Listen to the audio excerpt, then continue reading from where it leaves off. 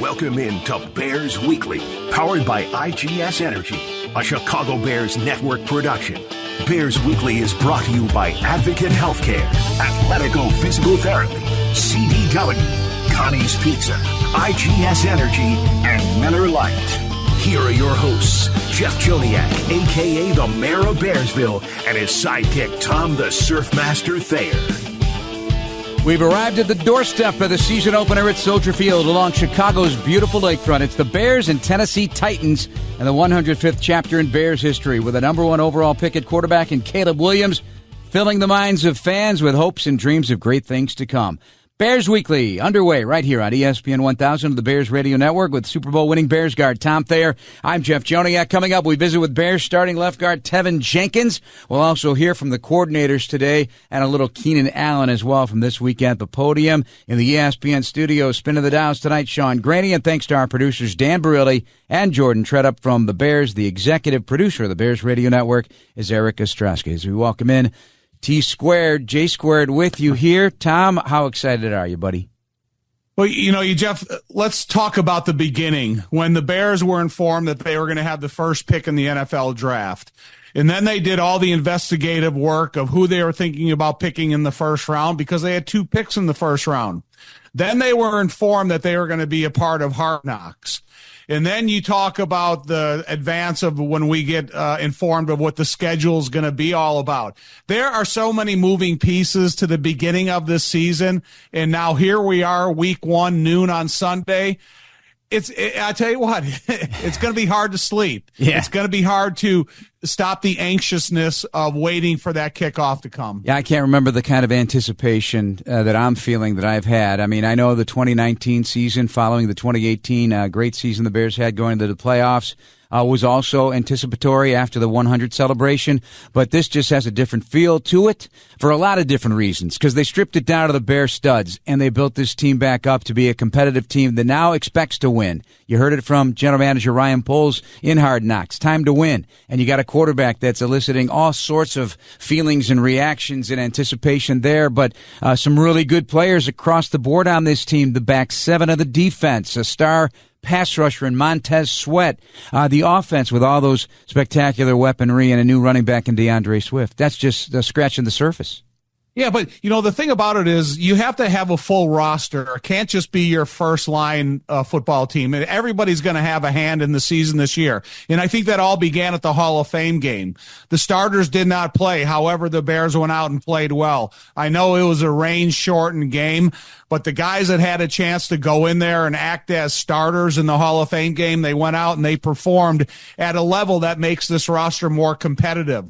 And then the end result of training camp is the fact that the cuts are so difficult because every single position, there was a guy that you had to argue for or against. And so I think it's really interesting of what they put together and where this thing is going. I brought this up this week with Watto and Sylvie, just looking at Hard Knocks and seeing and how important every decision is on the 53. Those discussions are not about your starters, obviously, your 22 starters or your kicker and punter and long snapper. It's about the depth of the football team. Where are we short? Where do we feel we're not strong enough? How can we get every single best possible weapon in the lineup on this roster to contribute at some point, some part of this season? And that's what takes the time. That's also as important as finding your star players.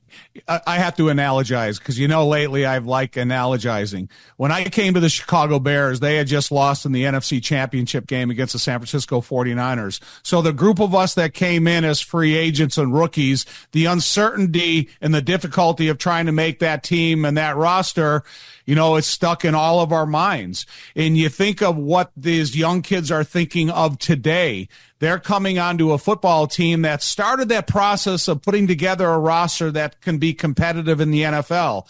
They had some high-profile rookies, and then they had some guys in here as free agents that performed at a high level and became super competitive, and they added more competitiveness to each position. So the experiences that I went through as a young player in the NFL are similar to the experiences that some of these young players are going through in the beginning of their NFL life. A veteran player, Keenan Allen, spoke to the media this week. Keenan Allen, 6'2", 211, and is A 12th year out of California, acquired in a trade with the L.A. Chargers for a 4th-round pick, a 6-time Pro Bowler off his 5th 100-reception season in the last 7 years, and 6 times a 1,000-yard receiver. We've learned a lot about how he prepares for a game. We've watched him at practice, how he works on his feet. Let's listen in to what he thinks about this new part of his career for the first time with a new team. You know, what it always is, winning at the end of the day. And, no matter who the quarterback is, you want to win. And, I wouldn't rather be with another guy right now than Caleb. I think he showed he's gotten better ever since we've started. And, I think the confidence is through the roof. Keenan, what have you seen specifically with his work ethic behind the scenes over the months that you've been here? What kind of worker has he been? Yeah, I think he's been great. Like I said, he's gotten better, ever since OTAs when we first started. And, just seeing him just kind of get the terminology, the huddle calls, how to change the plays and everything. I think he's did a great job. You've been around young quarterbacks like Justin, obviously. How is this different? How is Caleb special? His confidence. He's always been the guy. When we first had Herbert, he wasn't really the starter going into week 1. So that's the difference. And he's like I said, he's always been the guy. So he's always had the expectation of playing at that level that we play at. So I think he's ready for it. I think he's up for the task. And like I said, his confidence is good. Coach has said since he's gotten here, like to lean on the talent around him. How have you noticed from the very beginning to where you're at now, him being able to delegate to you guys and maybe not trying to take on too much on his own, which might have been something he was accustomed to at other. Yeah, well, we were just talking last night. He wants to get the ball out of his hands. Just get it into our hands, the playmakers, the talent that coach is talking about, and just let everything happen for itself instead of trying to wait on plays that aren't really there, and try to create your own plays. That's how you fall into mistakes and fall behind the downs and stuff like that. So just try to get us the ball early and let us work. When he goes into scramble mode and his first instinct is I'm still looking to pass, as a receiver, how do you have to, trying to get open and stay open, how does that change what you have to do in that moment? You just stay alive. At any time he can roll out and make a pass. And, that's kind of when he's at his best, when he's off schedule, throwing those crazy passes off one leg, turning around and stuff. So you just got to stay alive and, just expect it. You're approaching week 1 and you have a talented roster, and we always hear how important a fast start is. What does that look like from a player responsibility thing to not come out there and be, because there is only so much tape you can look at and there's a lot of unknowns. How do you tangibly start fast? It's about doing your job. Everybody just do their job, work with each other, communicate, everybody be on the same page, and just try not to shoot yourself in the foot. Tom, the one thing I appreciate about Keenan Allen is the work he does with his feet at practice. He's constantly working those feet, working his steps. Fantastic feet. Excellent route runner. An absolute technician. He understands defensive leverage as well as anybody. Number 4 in receiving first downs in the NFL since 2013, 557. So he is what we talk about, Tom. He is what we talk about for Caleb Williams. Find your talent, find your skill, let him go and get you a first down. This guy's a first down waiting to happen. You're 100% right. And that's kind of a good point to bring up about Keenan Allen, because no matter what position we're talking about, everybody is measured to a template. Oh, this guy's 6'5", this guy's 6'2", this guy's 300, 200. Whatever position you play, you're going to be measured. But if you don't have the feet and the athleticism, it doesn't matter what your measurements are. If you can't play, you can't play. Keenan has already displayed throughout the board of the NFL that he has the athleticism, the feet, the intelligence, and the dedication to be a great football player, first and foremost, Hall of Fame qualifications. But then how do you bring that talent to your teammates? Do you keep it internalized and you don't ever talk about it? We've seen snippets on Hard Knocks in different programs that Keenan Allen and Roma Dunze and DJ and the rest of the guys, they're constantly talking about routes. They're talking to the quarterback what he needs to see to get a better read on them. So for me, knowing of Keenan Allen, but really not knowing a lot about him until he became a part of the Chicago Bears, it's really been enjoyable to watch. Number 4 in active catches in the NFL at 904. Interesting nuggets before we go to a break. 210 first downs on 261 career third down catches. That's 80% conversion on third down catches. That is, by definition, a chain mover. And when he was a rookie, something for Rome Odunze to chew on. He led the Chargers in yards receiving at 1046 on a team with Hall of Famer Antonio Gates and running back Danny Woodhead. He had 8 touchdowns, tied with a former Bear, Eddie Royal, for the team lead his rookie year. All right, when we come back, my conversation with Teven Jenkins here on Bears Weekly on ESPN 1000 of the Bears Radio Network. Welcome back to Bears Weekly on the Bears Radio Network. Here's your host, the voice of the Bears, Jeff Joniak. Welcome back to Bears Weekly on ESPN 1000 of the Bears Radio Network. This segment of Bears Weekly is brought to you by IGS Energy. With Tom Thayer, he'll be back in just a while. I'm Jeff Joniak. As we get ready for the season opener, our special guest this week is starting left guard Teven Jenkins. How you doing, my man? Doing great. How you doing? Yeah, I'm great. You excited? You excited? Yeah, very. Yeah. Tell me why. 'Cause, around here, the fans are out of their minds. You tell me why they should be excited too. You know, we got a lot of new people on the team. You know, we got a lot of great talent left to right, and you know, it's going to be very exciting. Hopefully, we get a lot of touchdowns this season. I mean, you know, the fans are really excited because they should be. Yeah. You know, we got a lot of talent this year, and we're going to be. I feel like we're going to be a great team. You know, I was talking to Coach Flus the other day about this, and the intangibles are always something you cannot measure, you can't see on tape. It's the heart of the player. It's the relationships that are developing within this building and have over the course of the offseason with so many new pieces and a young quarterback. Can you speak to that, just how much fun you guys have practicing with each other, playing with each other, the camaraderie on and off the field? Yeah, you know, I say that definitely starts around like OTAs and everything, you know. The relationships part of that is like the major thing that really factors into when we start to have fun with each other. You know, you start to get to know your brother better. You know, we're going against each other every day. Why not make it fun? You know, I can't say most of the jokes. Yeah, no, you can't do that. Don't do that. You know, I look back, your NFL debut, remember that moment? It was against Arizona, 2021. Arizona. Special teams. But just think about how far you've come since then. Because you had an injury, obviously, that age, but then you later replaced Jason Peters at left tackle against the Packers the following week. First start was in Minnesota, or against Minnesota, week 14. Yeah. So, I mean, think about how much has happened in that just short time in 3 years. Yeah, it's been a long road for me right now. And, there's a lot of things, ups and downs. But, you know, it's one of those things that you learn from them because of everything that definitely happened. So I tried to look at, like, where I came from, like 3 years ago, you know, I was in a bad spot mentally. And then as I'm starting to get older, get more reps, understand this offense, it's a lot better for me. And I'm very excited to be a Bear right now because everything happening right now, it all makes sense for me. Yeah, it looks like it. When we see you on the field, when you get your hand on the ground and you start getting nasty up front, but seeing you big guys getting out in front and just burying people, it's a sight for sore eyes. I love seeing that. It's one of the reasons you're here. Like you're good on your feet. You're good, you know, getting to that second level, right? Yeah, you know, that's one piece of my game I'm actually excited that I have because most people don't really have that piece. You know, I'm over here clocking around like 16, 17 miles per hour, you know. I like to try to. I had a couple fast ones out there. I got a couple 18s or something sometimes. That's incredible, honestly.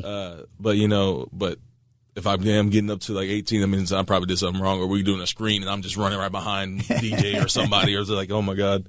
But yeah, it's a undervalued part of my game, I feel like, but I definitely love getting to the second level, going out in those screens, pulling around. So, you know, that's one of those like benefits that I have in my game that is probably overlooked. And, you know, you think about the screen game, which, you know, maybe a big part of this offense with DeAndre Swift. Man, that's a cat that can hit the rails and go. DJ Moore thinks he'll be one of the impact players. He mentioned everybody's talking about us receivers, but DeAndre Swift.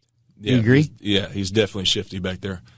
He's able to maneuver in space like no other. I've seen maybe only a few other guys do what he does, and that's only been on film. I mean, just to be able to have him as a teammate and see what he can do, especially on those screen games, and being able to make something out of nothing and get into space, it's something pretty special.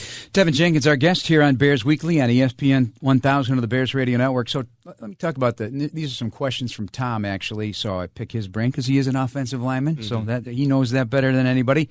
The tempo of the cadence, and can you feel the rhythm of Caleb's voice yet? I mean, these are things that are going to continue to grow throughout the season, but how important is that for you as an offensive lineman?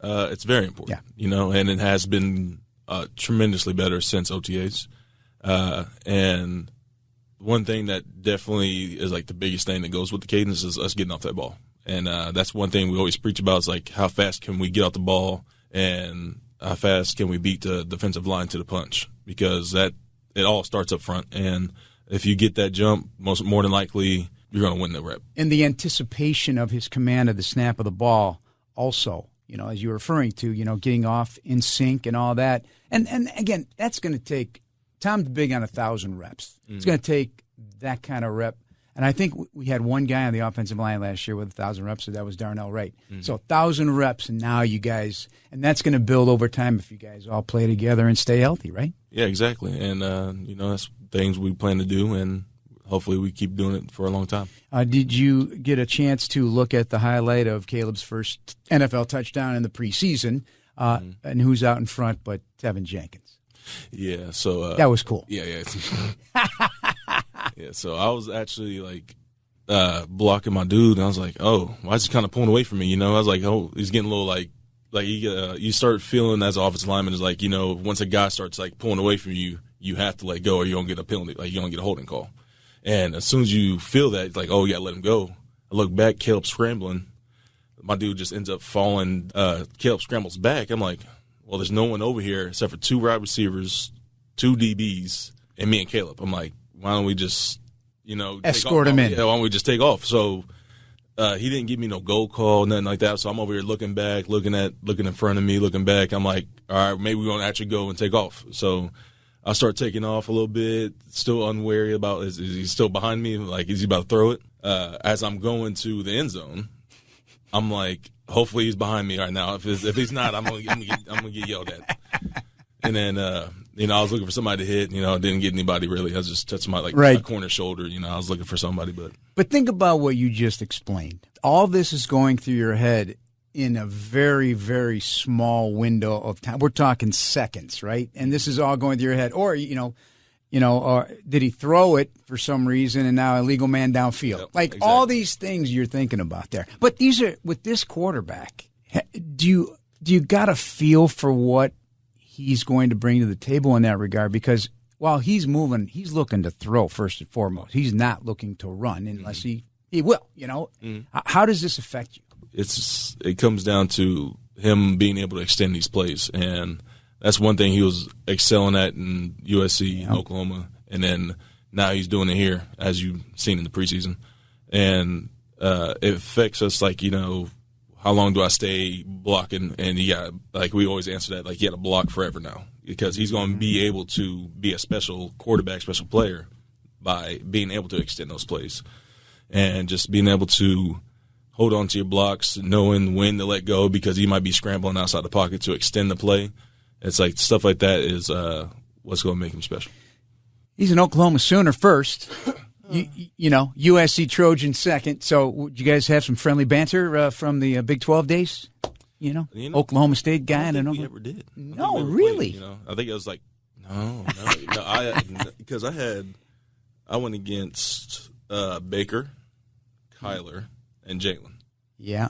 Those are the 3. Think about those are good. Yeah. Those are good boys right there. Yeah, so I don't think I was able to play against Caleb, Right. So yeah, that was the first thing I brought up when I saw him in Sophia's when we had that private dinner. I was like, oh, you went to OU, right? And then it just I just started messing with him. I was like, oh, did I play you? I was like, oh, well, he just had his number retired at USC wow, as of today. So pretty cool. It officially came out today? Yes, officially came out today. They're retiring the number 13 at USC, deservedly so. Exactly. He was something else. All right, our last question. You're getting ready to play the Tennessee Titans. What's on your mind?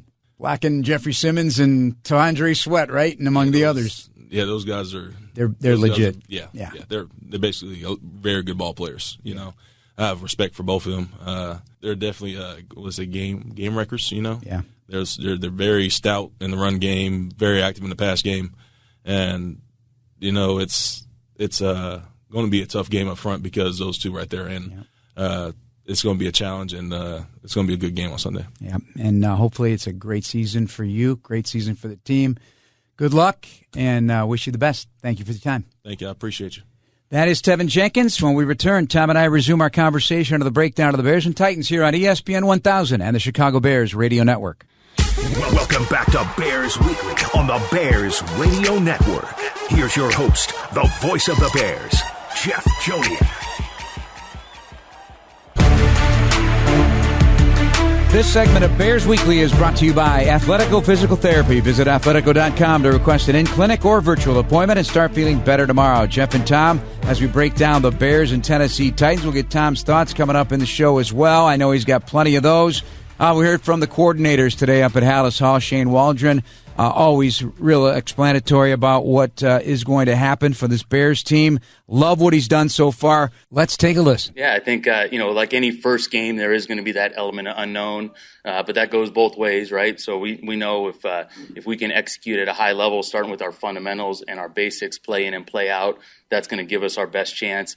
We know Denard Wilson and the history that he's been around, the different teams that he's been on, obviously most recently with Baltimore, have presented a lot of challenges to opposing offenses. And so just having an approach where we're playing with clean eyes, playing with clean feet, understanding, we've just been through a months of training camp, OTAs. So there is a big inventory of what our base offense is and things that we can rely on. And I think, not making it more than it is, also respecting the hell out of the opponent and getting ready to go play some ball. How much of your prep work is going back to, I know Denard's mentioned that Greg Williams, but really that Todd Bowles is a big influence on his philosophy. How much of your prep work is going back and, looking at that sort of film to know what sort of blitzes they might throw at you and other looks that Caleb maybe hasn't seen up till this point? Yeah, I think, with his history in different places, you go back, and again, it goes back to what Caleb had mentioned of not chasing too many ghosts, relying on knowing what the big picture looks like. Again, coming off of a training camp where, we've seen an entire playbook from our defense, and knowing how important it is to settle in early, get a feel for what the flow of the game is going to be like. And again, trust in technique, trust in coaching, and then also playing fast, knowing there's these different things that can happen. What style is it going to be? We'll find out probably a little afternoon on Sunday what exactly it's going to be. But like I said, that's a two-way street, and we're ready to approach it. What is your expectation as far as how sharp the execution should be in game one? Yeah, I think for us, we expect in terms of that to execute at a high level in terms of the operation, avoiding any pre-snap penalties, staying ahead of the chains, playing efficient football, being an efficient running football team, being able to, at a high level. But mostly, in terms of expectations, like similar to talking about the expectations for Caleb, our expectation as an offense in terms of play style and all that starts with hustle, effort, all the intangible things that we know we can control. Give that as starting point for us as an offense, and then let the skills take over from the players. Caleb at the podium, he seems so polished. Mm-hmm. What have you noticed about, just as you've gotten to know him, as he's embraced this role, and that proves he's ready to be QB1 of the Chicago Bears in the regular season? I think Caleb's done a nice job of being comfortable in who he is, and I think leadership starts with the ability to go out there and perform at this level, and also the ability to not go out there and force any sort of leadership on his teammates, especially being a young player in the league. And so I think by him just going out there and being himself, being comfortable in who he is, and the starting point for what other people in the building see around him is how hard he works. So if you're a great person and you work hard, you're naturally going to fit into a leadership role, especially when you're at the quarterback position. So glad everyone around him's embraced him, and I think he's done a good job of naturally falling into that role and not forcing anything. For you, I know you're going to go to what he did in the preseason. Do you expect the same kind of balance once the regular season gets here on Sunday? I do, but with a little bit more specific. specifics, because when Shane Waldren is putting in a system throughout training camp, there's a wide variety of plays and formations and personnel groupings and play calling at your disposal. But now when you shrink it a little bit because you're facing a specific opponent that analytically they play a specific defense, coverages, so on and so forth. And so Shane Waldren is going to take everything that he's inserted out of that playbook, and then he's going to insert it into this game plan. So I think they'll be able to do things more repetitiously, and I think everybody is on the same page in terms of what they've learned from Shane and what Shane has learned from his personnel groupings. So I'm excited to see how this all fits in, because we're not sitting here talking about, oh, this group is going to play 10 plays. Now they're going to play 20 plays or a couple series.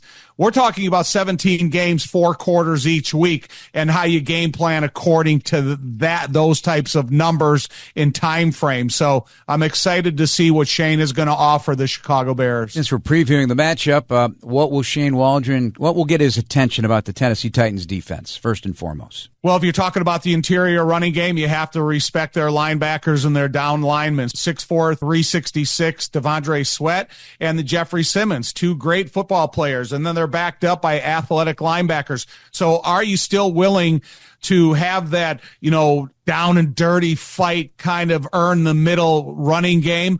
And then how does he exploit the exterior with screen passes, with the receivers that he's gifted with Caleb's fluidity as an athlete at the quarterback position, and how he makes those types of decisions?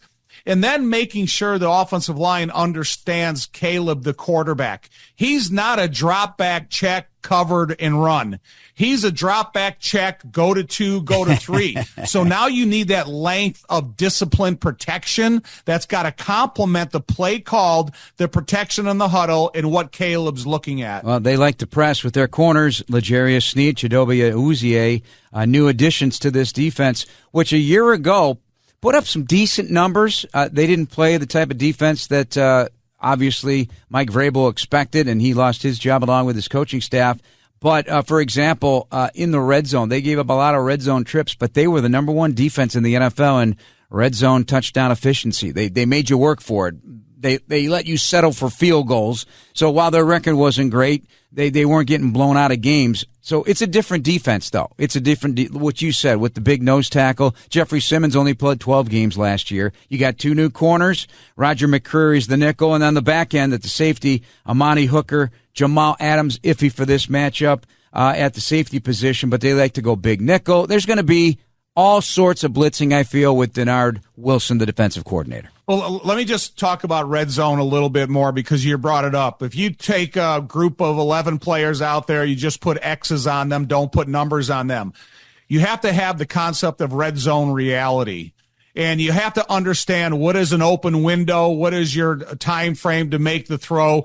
A guy like Keenan Allen, he doesn't necessarily have to look open to be open. So I think that the understanding of the red zone for Caleb and how Shane is going to complement him with the right play call is going to take some time, and it's going to be a process, because to me it's the most difficult part on the field for a quarterback to show significant improvement. So Tennessee, it's going to be difficult for them, but it is one of the areas of the field that I will capture my attention probably the first 4 to 5 weeks of the season. Given DJ Moore, Keenan Allen, also Roma Dunze, Tyler Scott, if he's on the field for any significant time, with press corners, do you like the advantage to the Bears because of the type of route runners that we do have here? I do, because Caleb is so creative with the football, and he's so accurate.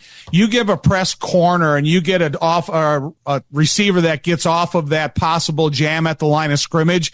Now he's got that 1 yard separation. That's open. That's the window we're looking for. And if you go back in that one episode of Hard Knocks, Matt Eberflus talked to Caleb on the field of understanding the open window, but how quickly it closes in the NFL. You bring a press corner against this Bears team, when you talk talk about, let's include Gerald Everett and Cole Kmet, and you think that you can stop every receiver at the line of scrimmage perfectly if you play press coverage, there's a good chance, odds are, you're going to miss one of those jams at the line of scrimmage, and the quarterback only needs to read that for a second, target open. Time for another break. When we come back, we'll hear from Eric Washington, the Bears defensive coordinator, and Richard Hightower as we roll on here on Bears Weekly on ESPN 1000 of the Bears Radio Network. Welcome back to Bears Weekly on the Bears Radio Network. Here's your host, the voice of the Bears, Jeff Joniak. This segment of Bears Weekly is brought to you by CDW, people who get it. Jeff Joniak and Tom Thayer here on Bears Weekly on ESPN 1000 of the Bears Radio Network. All right, let's take a look at the Bears defense. Man, they've been stirred up since the start of the offseason program. Tom, loud and proud on the back end. The back seven, certainly every one of those guys can play ball. The addition of Kevin Byard on the back end, it'll be interesting to see him against his old team. I did speak with him this week about that. Yeah, it's going to be a little weird. He's going to be saying hello to a lot of ex-teammates just 1 year removed after his move to Philadelphia last year. But you look at this guy. He was let go in a trade to Philadelphia. His hometown, I might add, didn't work out in Philadelphia. They let him go, and then he signs with the Chicago Bears after a terrific career with the Tennessee Titans, where he swiped 28 passes in his career, 27, I believe, one last season with Philadelphia. But he's just really ingratiated himself here with this football team immediately enough to be called a team captain. And he's very excited about this particular defense, which is all about hitting hard and taking the ball away. You know, it's kind of funny because when I came to the Bears, the loudest chirper on the defense was Richard Dent. And that's why they called him the Crow, because Hampton and McMichael, you say, all you do is you sit on the fence and keep talking. This defense is different. This defense talks from the back end forward. I want one of these defensive linemen to turn into that chirper, but right now we got plenty of chirpers on this back end of the defense. And when you bring in the experience of a guy like Kevin Byard, and it's kind of crazy that he's playing Tennessee the first game of his Chicago Bear career, but this is a really good group. They're like you always say, you can deploy these weapons in a lot of different areas. And so what we get to see out of what is going to happen with this defense and how they're going to complement the front end, I can't wait to see it, because we got a little bit of indicator in preseason that these guys are willing to bring some second and third level blitzes. Oh, yeah, and that corner blitz was deadly. They only used that in the preseason. They didn't show the other blitzes, so I'm sure the creative side of Matt Eberflus and Eric Washington going to work. Let's listen in to the Bears defensive coordinator. Excited about the challenge this week to face what is looking like a very explosive offense. Excited to really test and evaluate and install what we've been working on since day one. The guys have done an incredible job of being focused, of applying themselves not only in the classroom but outside during the live practice, and just really fired up about what they're going to do when we get out on the field. We respect this opponent. We realize that it's a new staff, but they have some outstanding offensive personnel that we're going to have to do a great job to control, to defend, and to try and gain an advantage against. So it'll be a great challenge for us opening at home in front of our fans, and they're going to give us a tremendous assist. And so just looking forward to everything. With that, I'll take your questions. Eric, over time, what have you learned about the way Brian Callahan pushes the buttons for offenses and things that you have to be aware of with him? Well, I realize that he's a product of the Bengals system. And some of the things that they'll present, it will be a lot of things as far as what we're seeing pre-snap as opposed to what happens when the ball is actually snapped. We have to be really we have to be ready for tempo changes. We have to be ready for various personnel groupings and just different things that could happen outside of what you normally would see on first and second down. How far back do you have to go when somebody is a first-time play caller to understand what those tendencies are? I know you mentioned he comes from the Cincinnati system, but is there what film would be relevant, I guess, as you're going through your process of knowing how to combat that? Well, you do your due diligence against the play caller's background, and you also you have to look at all of the members of the staff and what they would likely to contribute and what their backgrounds and fingerprints have been in terms of what they've majored in at the places that they have coached. And so, we'll look at as much as we need to. Some of this is projection. There's no guarantee that this coach will Xerox what they did in Cincinnati and present that to us. He'll have his own, idea and spin on what he's done. And our focus will continue to be on us. We have rules. We have a process that we feel like will line up and present itself to whoever we're playing against. So, how do you feel like you've impacted the defensive line since you arrived, and what do you expect from that group rushing the quarterback on Sunday? Well, the defensive line they've done a tremendous job. They've worked their tails off. It's one of the hardest working groups that I've ever been associated with. And the coaches have done a phenomenal job of identifying areas that we needed to grow in individually and collectively, and just making sure that we can be the consistent force that we believe exists within that particular group. And so they've worked hard. My responsibility was to come in and just to make sure that I knew exactly what our plan consisted of, and that I inserted some of the things as far as what I see into that process, and just try and help the overall effort. What do you see on tape from Will Levis, and how important is it to generate consistent pressure on him throughout the day? Strong arm, tremendous athlete. We can't afford to have him extend plays. We just can't afford to. We can't afford to do a great job as far as our coverage is concerned and allow him to extend plays with his athleticism. So we have to do a good job of making sure that he has one option. He's a one-look quarterback, and he has to get rid of the ball on time. All right, one of the things I want to talk about is the line of scrimmage for Tennessee. So J.C. Latham is a monster, blot out the sun kind of left tackle out of Alabama, the 7th pick overall. Peter Skoronski had a really good, strong season playing guard for the first time in his life at left guard. The left side of that line, in the addition of Lloyd Cushenberry, who got paid very well at center off the free agent market of the Denver Broncos, that's where I see the strength. On the right side of that line, I'm not so sure. They had a sudden retirement of a guy they invested in Sadiq Charles, so that left a tackle that's moving to guard now, the right side. Is that an exploitable part of the Tennessee Titans offensive line? Well, we would be having two different discussions if we were talking about King Henry still in the backfield, True. Derrick Henry in the backfield. But now you're talking about Tony Pollard and Spears. So we're talking about two significantly less big running backs than King Henry. So now the offensive line they're going to have to be able to sustain their blocks longer, make holes bigger, and get to that second level. Because if that offensive line used to be told, just make sure you get that first level block and the running back will take care of the rest. Well, now when you have some undersized running backs, that offensive line is going to have to get that first level block, but they're going to have to get bodies up to the second level. So it takes a little bit more time to the offensive line to become in sync when you're talking about blocking the first and second level efficiently. This is kind of a wait-and-see project for me. They have a great offensive line coach in Bill Callahan there.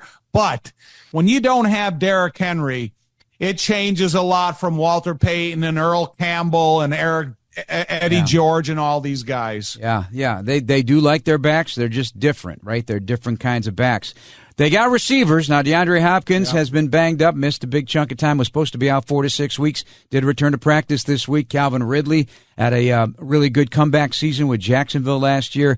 And the addition of Tyler Boyd, familiarity with Brian Callahan, the offensive coordinator, who did not call the plays in Cincinnati, but will call the plays for Tennessee on Sunday. That's a guy you can trust. That's an excellent slot receiver and a guy the Bears are going to have to keep an eye on. That's going to be a big matchup for Kyler Gordon. It will. It's hard for me to talk about the receivers for Tennessee without talking about the quarterback as well. We'll get to that. Because as great as these receivers can be and their careers have proved to be, I still have a lot to see out of Will Levis, their quarterback, because there's still a little bit of uncertainty about him. He's got the panache, he's got the confidence, he's got the desire and the willingness to be a great football player, but can you be a great football player? And I think with the Bears' ability to put pressure on the quarterback, and they have some offensive linemen maybe that they still consider them vulnerable to giving up pressure, those two groups of people are going to have to match up. Yeah, he has a great deep ball. There's no question about it. He can spin it, and he did do that last year to some degree of success. But the pressure always breaks the pipes of a young quarterback, and the Bears are going to be feasting on second-year quarterbacks in 3 out of the first 4 weeks of this season. So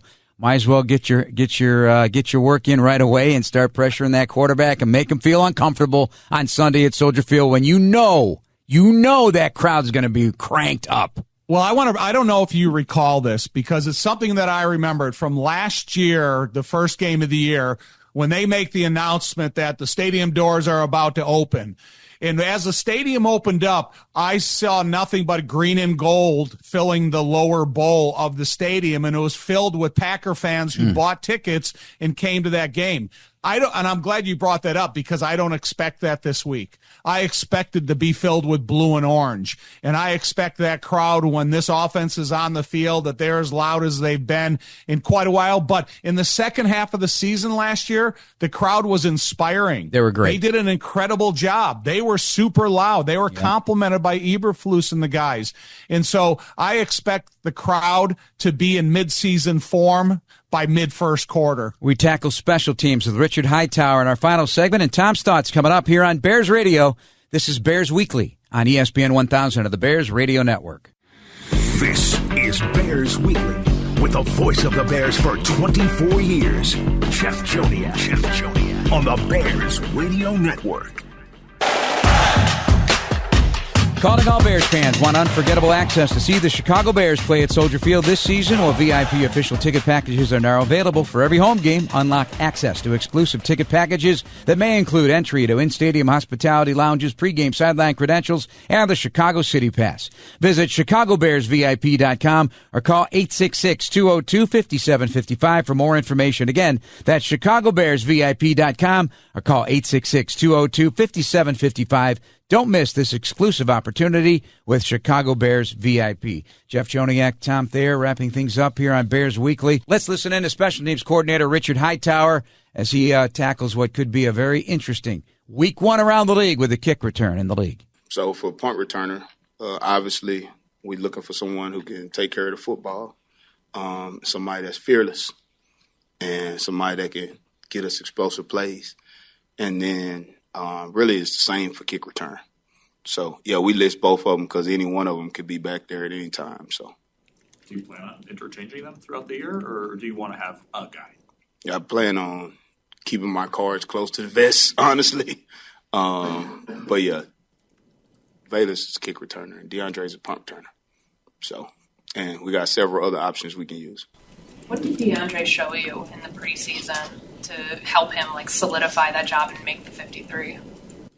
Just, the fact that, he has experience doing it, and then really what he did in practice. He worked his tail off in practice, and he earned that job. So he'll be there going forward. As you see all the other guys we have out there working that are available, that could do it.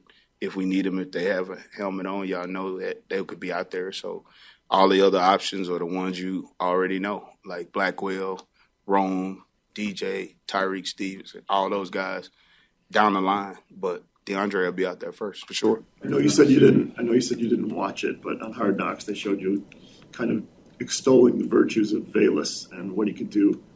What is special about him? What have you seen from him, and what do you expect from him this year? Yeah, I mean, I've seen. First of all, I always thought that the kid was uber talented, uber talented.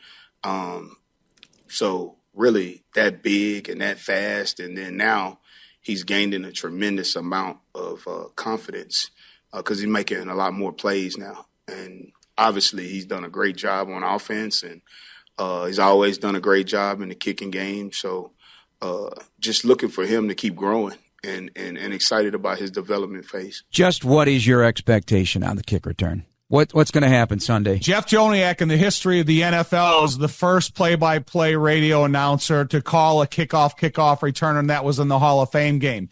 And the expectations were fun. but they were very vanilla throughout the entirety of training camp.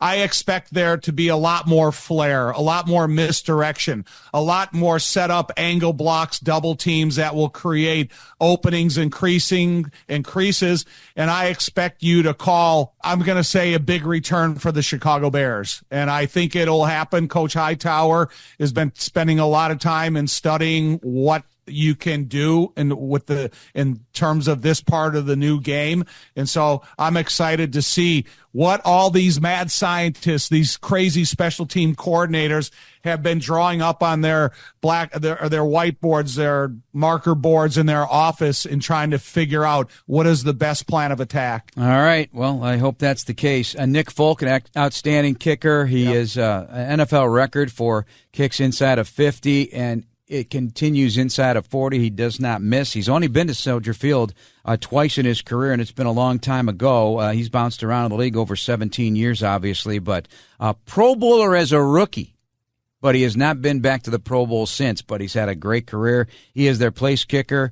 The long snapper, Morgan Cox, Tom, it's rare that one long snapper gets so much, but he's a 5-time Pro Bowler. And the punter is Ryan Stonehouse. Tom, he had a very nasty leg injury last year, his plant leg. His plant leg, he tore 2 ligaments, and he broke his leg. So that's a tough recovery. But that happened in Week 13, but he's ready to roll. That's a tough one. The Bears, obviously, without Patrick Scales for this game and the long snapping. But the return game is going to be interesting. There's so much love for Velus Jones. You heard directly from the coaches in Hard Knocks that they believe in this guy offensively as a running back / receiver or just a weapon. I think we just should call him a weapon. Yeah, I think he's going to be applied in a lot of the special teams, whether it's a flyer on the punt return, possible kick returner. He's always a nice option at punt returns. He's a versatile player right now, and I think he's proved it. And running backs coach Chad Morton like what he sees out of Velus. But I think one thing, if you're going to use Velus on offense, you have to make it unpredictable. Because what we've seen out of Velus since he's been in the game is lining up in an I formation and run sweeps to the right or the left, although his interior vision is improving significantly. I just think that Velus needs to be offered a lot of versatility when he's put in the game. Okay, time for Tom's thoughts to wrap up our show for Week 1 of the regular season coming up on Sunday at Soldier Field. What's on your mind? It's 2 things. I mentioned it a little bit ago about the fans coming into that stadium when the doors open and be supportive from the opening kickoff and, try to make the opponent's offense dysfunctional. Try to make it hard for them to hear so they're not on rhythm at the line of scrimmage with the snap count, whether they're in shotgun or under the center. And one thing we have to see about Caleb is being able to use a verbal cadence efficiently that matches up with the offensive line and the understanding of his rhythm of the cadence. Because under these circumstances, they're going to be able to hear him. And like I said, 1,000 reps. It's a process before everybody on the line of scrimmage understands how Caleb is seeing the field. And because this is live fire, Caleb is going to have a different time frame running through his brain at the beginning of the game. So if that interrupts the rhythm of the cadence, just make sure you're disciplined in your stance where you're not moving, you're not jumping early, and you're not making it an unrealistic down and distance. What is your anticipation of a clean game for Week 1? A clean game is limited mental errors. First of all, that's always a process of a clean game, of a functional technique on the offensive line where you don't become susceptible to holding calls or bringing back plays, and then be willing to punt it. If you're on the Bears side of the field and it's 3rd and long, don't be unrealistic about what you're attempting. If you need to bring in Torrey Taylor on 4th down to pin your opponent deep in there, bring up the crowd noise, put in the defense, try to get the ball back. So don't be afraid to punt on Week 1. Bears have 2 weapons and special teams, and that includes Cairo Santos, who's enjoyed a great career with the Chicago Bears and a great kicker at Soldier Field. Tom, last question. Do you have an opening week memory of yours in the NFL that either you loved or hated? I hated opening up against the Cleveland Browns, playing against Sam Clancy, an ex-basketball player that moved on the football. I gave up a sack Week 1, and I remember running off the field and said, oh, my God, I'm on pace to give up 16 sacks this year if I give up 1 a game. I would not play anymore, but it's kind of something that's always lingered in my mind. And we went on to win the game, but giving up a sack week 1 in the NFL is pretty haunting if you're an offensive Was lineman. that the start of the 86 season or 87? 86. It's 86, when okay. Willie Gault returned a kickoff for a touchdown. It's where Jay snapped the ball on. So Jim McMahon, we're in the huddle, and Jim McMahon goes, "You guys hold your water. I'm going on 3. I'm going on 3. All right, ready, break." We break the huddle. Jay snaps it on 1.5. He hadn't even got the second, and it went into the end zone. Oh, no. Everybody went running for the ball.